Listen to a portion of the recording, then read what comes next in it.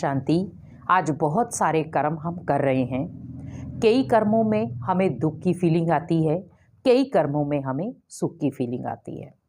लेकिन कई बार हम अपने अंदर से बात करते हैं कि मैंने जब किसी के साथ अच्छे कर्म किए, अच्छा तालमेल रखा, जैसे मैंने किसी के साथ अच्छे कर्म किए, अच्छे कर्मों का तालमेल रखा, लेकिन फिर भी मेरे साथ ऐसा क्यों हो गया।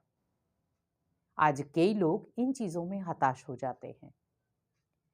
लेकिन आपने अगर गीता पढ़ी हो तो उसमें एक श्लोक है कि अर्जुन को कृष्ण ने एक ही चीज बोली थी कि हे अर्जुन, आप कर्म करते जाओ लेकिन फल की इच्छा मत रखो। लेकिन आज हम जो मनुष्य कर्म कर रहे हैं उसके साथ साथ हम फल की इच्छा भी रखते हैं। कारण है कि अभी अभी अगर मैंने किसी को दान दिया तो अभी अभी मुझे उसका रिटर्न मिल जाए। अभी अभी अगर मैंने किसी की मदद की तो अभी मुझे किसी की मदद की जरूरत पड़ी तो मैंने उससे मदद मांग ली।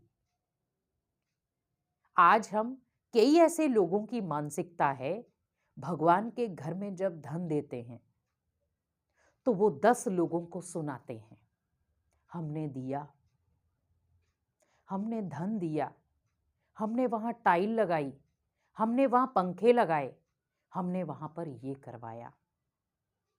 या हम कई बार कह देते हैं कि हमने तो वहां पर कई चेक दे दिए, धन की प्रॉपर गड्डियां दी।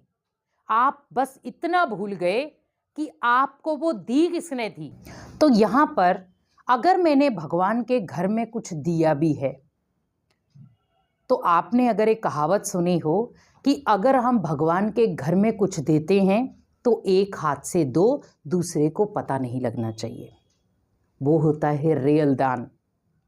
लेकिन जब हम कोई भी दान इस हाथ से कर रहे हैं और 4 लोगों को मैंने उस दान के बारे में बता दिया है, आप भले उसको हंसी मजाक में बता दिया गया या आपने नॉर्मली हालत में बताया, वो दान आपका वहीं खत्म हो गया। और जब भगवान आपकी ही तिजोरी को आपके सामने रखेगा तो आप उस समय खुद दंग रह जाएंगे कि मैंने तो इस तिजोरी में बहुत कुछ डाला था, लेकिन आज मेरी ये तिजोरी खाली कैसे हो गई। आप किसी को वो बात भले सुनाने के लिए बता रहे हैं कि मैंने तो वहां पर चेक दिया, मैंने वहां पर ये दिया, मैंने वहां पर कंबल दिए, मैंने वहां पर पंखे दिए, या मैंने वहां पर कुर्सियां दी। आपने किसको दी? क्या वहां रहने वालों को दी? किसके नाम अर्थ दी? हम जब कुछ भी दान करते हैं तो हम क्या कहते हैं? भगवान के अर्थ कर रहे हैं।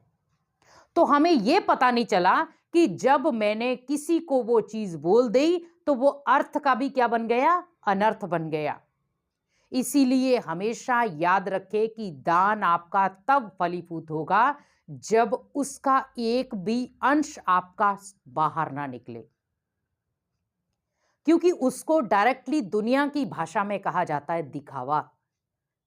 कई बार सामने वाला व्यक्ति आपको डायरेक्टली समझ जाता है कि यह व्यक्ति धन देने के बाद दिखावा बहुत करता है, उसका धन कभी भी नहीं लगेगा।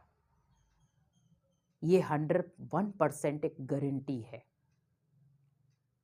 क्योंकि हम भगवान के घर में दे रहे हैं तो वो आपका नहीं है, भगवान ने आपको दिया है।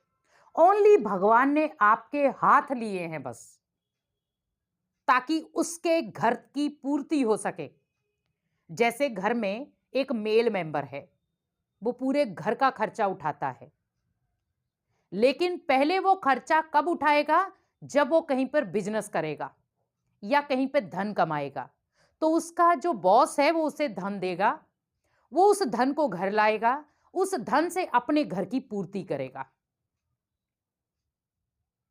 अगर उसका बॉस उसे धन ना दे, वो अपने घर की धन की पूर्ति कैसे करेगा? वो नहीं कर सकता। वैसे ही भगवान हमारा बॉस है, मेन हेड है। वो आपको क्या कह रहा है? मेरे घर में इस चीज की जरूरत है, मैं आपको ये चीज दे रहा हूं, आप मेरे घर में जाकर देकर आओ। ताकि आपका कुछ वहां कर्मों का खाता अच्छा बने। आपने बहुत सारे पाप कर रखे हैं, अब उनको चुत्तू करने का समय है। तो मैं आपको ये चीज दे रहा हूं, आप जाकर देकर आओ। आप उठे, वहां से वो चीज ली और आपने दे दी। तब तक वो निस्वार्थ भावना थी। लेकिन जैसे आप आए, किसी ने आपने पूछा कि आप वहां गए थे किस लिए, आपने वहां पर क्या किया, कितना दान करके आए? तो हमारे मुख से क्या निकला? मैंने तो वहां पर लाख करोड़ करके आया, या वहां पर तो मैं चेक देकर आया, या वहां पर मैं गोलक में डालकर आया। इतना डालकर आया, वहीं आपका वो इतना जो भी था वो सारा खत्म हो गया एक झटके में। क्योंकि भगवान वेट ही कर रहा था कि कब आपके मुख से ये चीज निकले और कब मैं उस चीज को डिलीट करूं आपके हाथों से। तभी कहा जाता है कि अपनी हाथों की लकीरों को हम खुद बदलते हैं। भगवान हमारी हाथों की लकीरों को बहुत अच्छा बनाकर भेजता है, लेकिन हमारे कुछ ऐसे मनमत वाले कर्म हैं जो उन हाथों की लकीरों को बदल देते हैं। और फिर हम ब्लेम किसको दे रहे हैं? भगवान को। उसने तो आपको कभी नहीं कहा कि आप ये चीजें करो। उसने तो आपको कभी नहीं कहा कि बच्चे मैंने जो चीज आपको दी है उस पर आप अपनी स्टैंप लगाओ। चीज तो उसकी थी। आप जब धन कमाते हैं तो हम कहते हैं भगवान देखो मेरा कितना ध्यान रखता है कि मेरे को इतने बड़े इसका मालिक बनाया है। हम उसको याद करते हैं, कई बार भूल भी जाते हैं। लेकिन जब धन कमाने का समय होता है तो हम उसको खूब याद करते हैं, धन लक्ष्मी के रूप में याद करते हैं, घर में धन की बरकत के लिए उसको याद करते हैं कि भगवान मैं अपने घर में जो भी धन लाऊं उसमें बरकत हो। लेकिन क्या आपने सोचा है आपके धन में बरकत भी क्यों नहीं हुई? क्योंकि आपने उसमें स्वार्थ जोड़ा है। अगर वहां पर निस्वार्थ भावना होती तो आपका धन बरकत वाला होता। जैसे कई बार आपने किसी के घरों में देखा होगा, खाने के लिए कुछ नहीं होता, लेकिन अगर उसके घर में 4 सदस्य चले जाएं तो वो भूखा नहीं भेजता है, क्योंकि उसके पास धन नहीं है, लेकिन उसके पास दिल बड़ा है देने के लिए। तो भगवान भी उसकी मदद करने के लिए वहां बंध जाता है। आज व्यक्ति जिस चीज का घमंड सबसे ज्यादा कर रहा है, धन का। आपको लगता है कि वो अंतिम समय आपकी यात्रा में शामिल रहेगा? आपको लगता है कि वो अंतिम समय आपका मददगार बनेगा? नहीं। ओनली धन काम आएगा एक लकड़ियां खरीदने में, दूसरा कफन के लिए।